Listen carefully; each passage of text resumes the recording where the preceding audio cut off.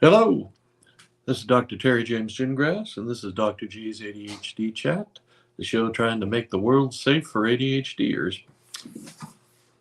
And if you haven't been here before, I am a clinical psychologist and neuropsychologist, and I'm also the parent of two ADHD kids who are now adults. And as I usually say, when I started in this whole business with ADHD kids, ADHD wasn't even a formal diagnosis yet. That happened shortly after. Uh, well, actually, it happened quite a while after some of my kids were born, and none of them did it exist when they were kids. So the way diagnosis works is the American Psychiatric Association publishes a thing called the Diagnostic and Statistical Manual, which has all the psychiatric diagnoses in it. And although we know ADHD is a neurologic condition, it is in the psychiatric category. So they didn't put it in there till 1980, and they changed. They had that as ADD, and then in 1987, they changed it and added to the age. So we had ADHD, which screwed all of us up who were in private practice, I guarantee you. Okay, so today I want to talk about, usually when we talk about parenting ADHD kids, we're talking about the kids. We don't talk much about the parents. And there's a whole bunch that having an ADHD kid does to you, I guess, for you, something. You get, when you have an ADHD child, if you're the neurotypical parent, you get to visit all the places that you studiously avoided when you were a kid. The principal's office, teacher counseling sessions, courts, even, just all the stuff you didn't want to go to. And if you're the ADHD parent, you can get the chance to relive some of your least favorite memories from your own childhood. Like I'm a psychologist, okay? So the community expectations of me on me are a little bit different than most people. I know anybody who has an ADHD child has had the experience of a meltdown at some place that was maybe not the most appropriate, whether it was a store or a meeting or a little league game or whatever. It was when the kid goes off, and there's not a lot you can do about it. You just kind of try to calm them down and try to ignore the other parents who are looking at you, and that look that parents who don't have an ADHD kid always have, that sort of smug, superior, oh, no discipline there, my God. Now it's funny, it wasn't so funny back then. I can remember one specific incident. My dad was a golf pro. I grew up playing sports. And when I got of a certain age, I started coaching a lot, baseball and soccer mostly. So I'm at a little, the little kids, the ones where the ball almost reaches up to their knee. And practice was over. And my youngest was on the team. And somebody had left parents are all leaving, and somebody forgot their jacket. Well, my child and I kind of got into this thing. One of us wanted to just leave it there. One of us wanted to take it home. And, well, anyway, it just, it was should have been a nothing thing. And it turned into, he had a meltdown. He just fell apart, was yelling, screaming, kicking. I don't want to take it home. And I'm trying, I've still got other parents looking at me like, isn't he a psychologist? you know, for most of you, you've never had that experience, but They when you become a psychologist, people think you know everything about everything that has to do with humans, and when you are the psychologist parent of an ADHD child or two or three, it's a little different. The expectations are a bit higher, and you're a little more uncomfortable rather, when you're not uh, totally mellow and calm and in control. So anyway, so I'm trying to get him into the car, trying to calm him down, trying to hold him, and he's kicking and all this other stuff. And the parents that are driving still there are driving away and kind of that look. Oh, wow, your child is out of control. It seems funny now, but it wasn't so funny back then. And anyway, oh, by the way, the parents came back and got the jacket, so it was not a big. It was a total waste of time and effort. But there are a couple of things about that. I worked real hard, like as I said before, to avoid certain things. Principals' offices, all that sort of thing. So all of a sudden, I'm a psychologist, and I find myself going to all these child study meetings and that sort of thing. And it was different because I got out of the Air Force and became a civilian practitioner. And when I was in the Air Force, I was overseas, and we worked with the Department of Defense school system, and life was smooth. You had an ADHD kid, you just had the meeting, we all agreed on what it was, what we were going to do, da da da da da. When I started doing them in the civilian world, it wasn't so pleasant. I had one guy who was I guess he was the vice principal, I'm not sure. He looked at me, I'm sitting down at this child study meeting, and he says, "Okay, Doc, what are you going to make us do?" Which was like, excuse me? I'm a psychologist. I tell you what you've got, and you tell me what you have got to work with this child to make him, make it better, to adapt and adjust for him. But no, they were looking at me as, somebody who was going to force them to do stuff, which obviously isn't a very helpful sort of thing. And it's not atypical for ADHD parents to have to really fight their school system. Some of them, the school system is lovely. They just do, oh, yeah, we know what you do. Matter of fact, I had another patient, worked with him, a little boy, and the family moved. And they moved to North Carolina. And the first child study meeting, she goes in there like she had to be around here, and she, loaded for bear, ready to go. And the vice principal said, "Oh, ma'am, it's okay. Calm down. You're in North Carolina now. We'll help your child."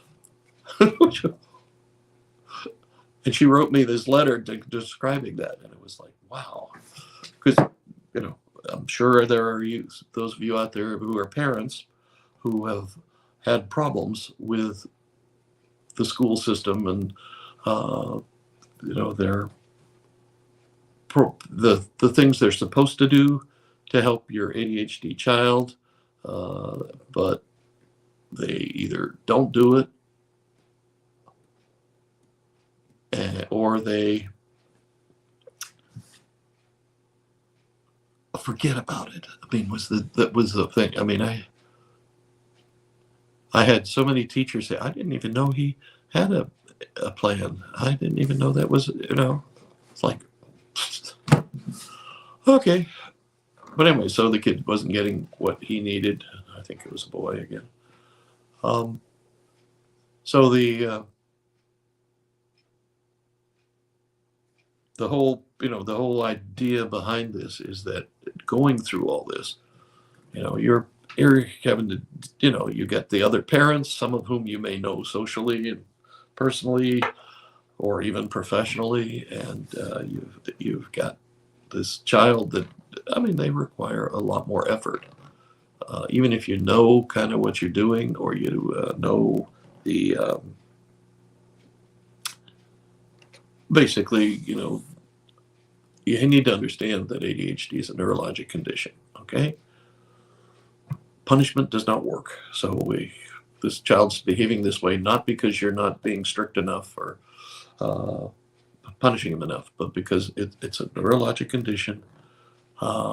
When his or her dopamine levels are low, they're going to be cranky and irritable and ready to go off, and their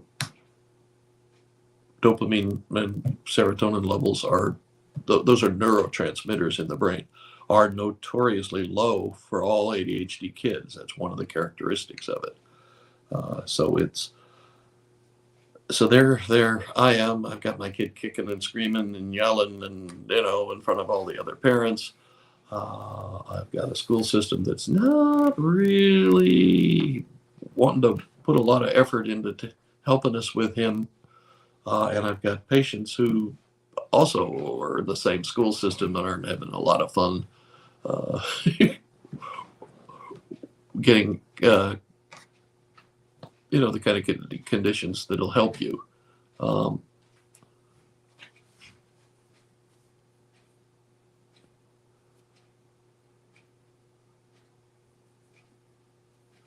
anyway, okay, so I've got a question here about how long it takes a psychologist to diagnose a person with ADHD. Usually, depending on how busy they are, it's but if you can, you make one meeting where you do an interview and find out what's going on, then you usually be given some forms or something to fill out. Usually, there's some testing involved, and then you sometimes there's more than one interview session, and then there's the uh, feedback session, and it can vary. The fastest it could probably be is 3 weeks or so, and the big deal is going to be how busy the practitioner is, and if you're one of the few in town that does ADHD, it can be a long wait. But anyway, so I think the thing that you don't realize is that ADHD parents have to take care of themselves. That's one of the things you don't read a lot about. But if you don't take care of yourself, you're going to burn out, and when you burn out, it's going to be doubly bad because you got two human beings that aren't doing very well having to interact with each other all the time. So you've got to take care of yourself, and uh, you may have to take turns, this is my weekend off, or this, or that sort of thing. Um, but depending on how busy your lives are, it can be hard, and it takes a lot out of you, and you need to learn how to do some of the things that are important for taking care of yourself. Um, I suppose the big ones are that you need to learn how to relax. You need to how to calm yourself down. Okay, the most popular things right now are breathing focused kinds of stuff.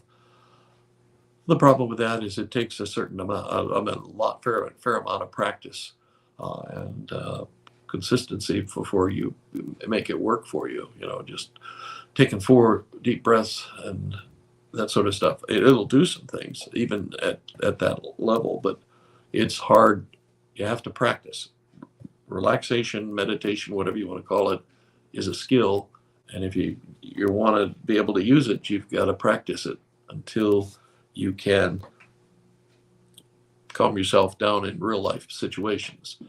Ideally, you start someplace where you're by yourself, or maybe you've even got a therapist or a hypnotherapist or behavioral medicine specialist or something working with you, teaching you, and then you have to practice. And practicing, requires a quiet space with limited distractions, a comfortable posture, a thing to focus on, and a passive set of mind. That is, you're not going to try to force it to work. You're going to do it, and it will work if you allow it. Okay, and this includes all kinds of different, when you think about it, every major culture in the world in all of history has always had some kind of a relaxation, meditation, calming sort of practice. And it's also there are there are tons of different ways you can calm yourself down, relax, and all that sort of stuff. The other main thing, besides doing a lot of relaxation training or meditation, whatever you want to call it, is right here between the way you're thinking about things. Okay, having a neurotypical child is, relatively a piece of cake, but there's still some problems with that. But when you have a child who's divergent, or who is responding to neurotransmitter problems and that sort of thing that nobody can see, he looks like a regular kid, and but things are different up here, and you have to be able to, first of all, the things you don't got to watch out for is blaming and shaming. Okay, it's not your fault. You didn't do anything wrong. You maybe made a lousy choice of parents, depending on if you're the one that's carrying the gene or not. But there's nothing you can do about that now. You have to deal with it. But it's blaming yourself, being ashamed of that, being embarrassed, all those things. You're worried too much about what other people are thinking. You have done absolutely nothing wrong. You're doing the best you can do in the situation. And so keep patting yourself on the back for that. The folks who have the hardest trouble with this stuff are, well, a lot of times, unfortunately, it's dad who has more problems with this than mom. But that's not a popular distinction to make anymore. But, you're there, I'm supposed to solve all the problems, and I'm supposed to tough it out and that sort of stuff. And that doesn't work very well for a long period of time. That'll get you burned out. When you get burned out, you get snippy and nasty and all kinds of things. So you want to avoid that. Relaxation training. Your mindset's got to be right. Okay? You're doing the best you can. This is a child that's having some problems, and the problems aren't obvious to everybody else, but you by now should be aware of that, and you should be understanding of it. You're gonna have troubles. You're gonna have sometimes when things don't work out the way you'd like them to do. You're gonna have, if you have all of us as parents have these dreams for what our kids are going to do and what they're going to become, that sort of thing. And but you can't absolutely force that to happen. And especially with an ADHD kid, it's sort of hard because they have problems with self-regulation. But if they aren't comfortable where they're going with what they're having to do with all that stuff, it's miserable. And, if you're straight A's and going to Harvard, maybe that'll happen. I've had some patients that, went through law school and have booming practices, and some who went to medical school and are doing pretty well. But those are usually people who are driven a little bit by family dynamics, that grandpa was a lawyer, dad was a lawyer, I'm going to be a lawyer, even if it kills me. That's fine. If that's a motivator and it keeps them going, good luck. But other kids who don't have that kind of, have to follow the family plan, may struggle. It's who knows what they're going to end up doing. And it's up to you. It's up to you to be able to back off and not insist that they take every math course that is offered. before they graduate, or just because your husband's an engineer or you're an engineer, or it's just, you've got to be able to back off. You've got to be able to understand that they're going to have to find their own way to some extent, and it could be a problem. There could be problems along the way. You just do the best you can and take care of yourself. And now that I'm thinking about it, I maybe should do a few more sessions about parent self-care. Okay. I'm Dr. Terry James Gingras. This has been Dr. G's ADHD Chat, and we are a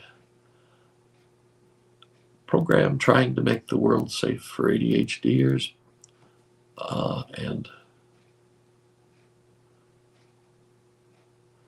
I'm getting these ads like crazy from these people. We will take care of that.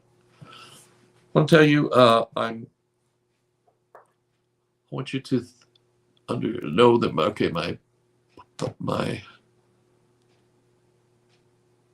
website is terrygingrassphd.com. You can sign up there for coaching. You can sign up to be on my list and get earlier announcements on things. I have a Facebook Live program, I have a YouTube program, and I have a podcast, all under the same name. And watch whatever one is easiest for you. And from time to time, I'll be doing some other things. One of the things that ADHD parents have to fight is being isolated. That they don't have anybody they can talk to about this stuff, and so you want to work on that and get yourself a group that you can talk to who understand. And I'm thinking about setting something like that up. So stay tuned. We'll see. Okay. We will catch you next time, and hang in there.